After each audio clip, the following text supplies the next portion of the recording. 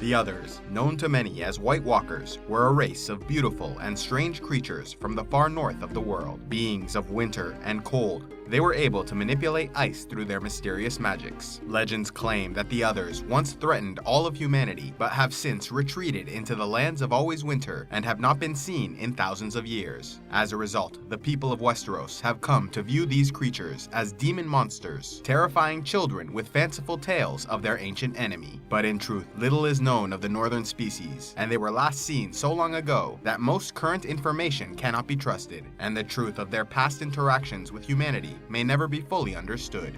The others were described by some as tall and gaunt, with skin as pale as milk and eyes that shine bright blue.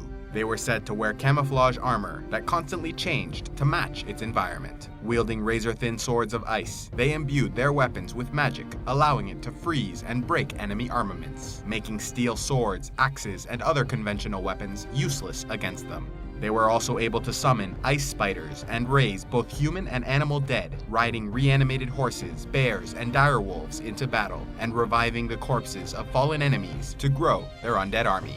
These monstrous creatures, who seem to serve the others as mindless drones, have become known as Whites, with fire having proven the best weapon against them. According to Westerosi legends, the others first appeared roughly 8,000 years in the past, and their invasion of human lands began during the Long Night, a generation of darkness and winter where armies of Whites, led by their White Walker masters, waged a savage war against humanity, conquering much of Westeros. Eastern legends claim similar creatures invaded the lands of Yi Ti, making both the Long Night and invasion of the others a global phenomenon, creating many cultural interpretations of the event, influencing customs, traditions, and religions for many years to come. In Westeros, the advance of these northern beings was stopped only when a figure known to history as the last hero emerged, wielding a sword of dragon steel, uniting the people of the continent and working with the newly formed Night's Watch to engage the enemy armies at the Battle for the Dawn, where the others were defeated and forced to retreat back into the lands of always winter. With their withdrawal came an end to the Long Night, and peace was restored to Westeros. To prevent such an invasion in the future, stories say Bran the Builder of House Stark led the construction of a massive wall in the north, gathering allies in the Children of the Forest to place enchantments on the structure that would prevent the others from crossing beyond it. The Night's Watch was given charge of the wall's defense, adding to it over the years, and manning several castles along its southern side, always vigilant and prepared for war. In the east, similar events were said to have taken place, with a hero known to many as Azor Ahai sacrificing his wife Nissa to forge a magical flaming sword called Lightbringer. With this weapon, he rallied the armies of man, leading a war against the invading creatures of the north, driving them back, then manning the 5 forts of Yi Ti, great black stone fortresses built into the mountains, believed to have been designed to defend against future invasions. Back in Westeros, the Night's Watch served with distinction for many years, considered a place of honor for many noblemen who were ineligible to inherit lands or titles. However, when the 13th Lord Commander of the Night's Watch took power, the Order suffered perhaps its greatest blow, when their leader betrayed their primary purpose, pledging himself a servant of the others and marrying a woman believed to have been one of them, with skin as pale as milk glass and eyes like blue stars. Declaring himself the Night's King, the Watch became his personal army, committing terrible atrocities such as human sacrifices to his new gods, until finally the Free Folk under a king beyond the wall named Joramun, allied with Brandon the Breaker of House Stark and his Northmen, waging war against the fallen commander, defeating him and purging all records and documentation about his rule.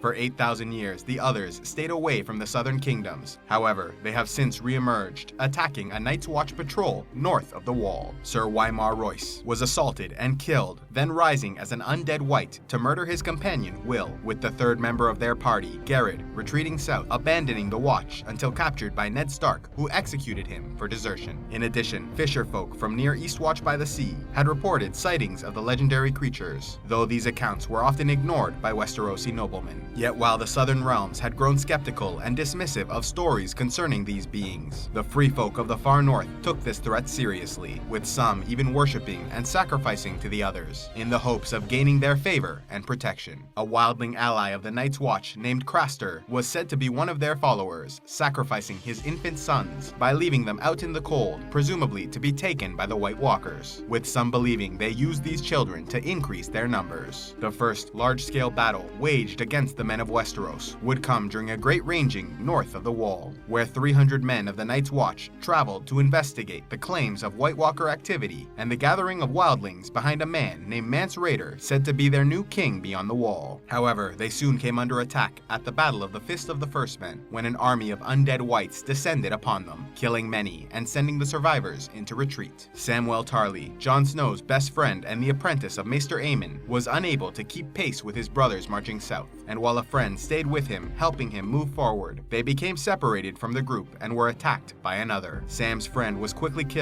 but Sam was able to stab the creature with an obsidian blade, destroying him and determining that they were vulnerable to dragon glass. The others continued their assault against humans beyond the wall, attacking the free folk followers of Mance Rayder as they marched south, confronting any who wandered off from the main group and raiding the outer edges of their army. There were also the events of Hardhome, where the wildling survivors of the War at the Wall gathered. The newly elected Lord Commander of the Night's Watch, Jon Snow, sent brothers to convince these people to return to Castle Black, but instead were met with hostility and violence. And while Jon Snow prepared Tormund Giantsbane to bring reinforcements to the area, the Red Priestess Melisandre received a vision in the flames, warning of death and war at Hardhome, possibly suggesting the others had attacked and massacred those in the area. Now, with much of the far north under their influence, the others seem prepared for a proper invasion of the south. And unfortunately for the people of Westeros, their leaders seem unable to unify, instead waging petty wars against each other, weakening their armies and lands, with even the Night's Watch turning against their leader Jon Snow, leaving the continent unprepared and vulnerable to invasion.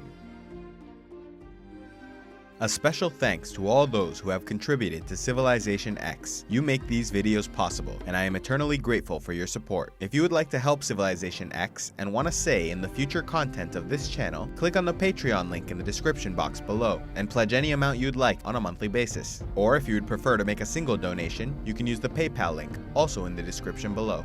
And please be sure to like and subscribe, and click on the links to see more.